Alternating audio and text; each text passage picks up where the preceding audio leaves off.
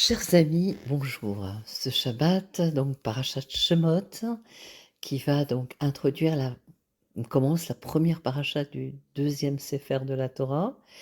Et dans cette paracha, donc le peuple juif est asservi en Égypte. C'est la naissance de Moshe Rabbeinu qui va être sauvé des eaux.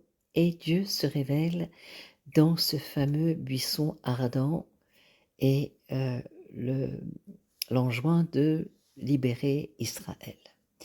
Donc bien sûr, ce sera l'objet de notre étude, ce fameux buisson ardent où justement Dieu se révèle à Moshe Rabbeinu. Alors quelle était la symbolique de ce buisson? Dieu est apparu à de nombreuses reprises dans la Torah jusqu'à présent, pourtant jamais il n'a été représenté dans un buisson ardent qui ne se consumait pas. Alors les interprétations sont nombreuses et tout d'abord le sens littéral.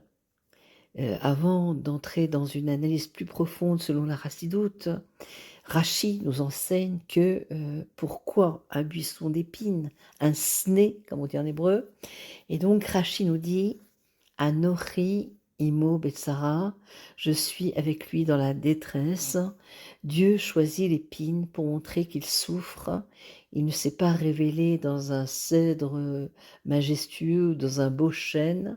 Il se révèle dans ce buisson épineux parce que pour montrer que il souffre. Dieu souffre avec Israël en Égypte. Le buisson qui ne se consume pas, eh bien c'est aussi, ça révèle l'indestructibilité d'Israël. Ça veut dire ça, on sera toujours vivant, Baruch Hashem. Et donc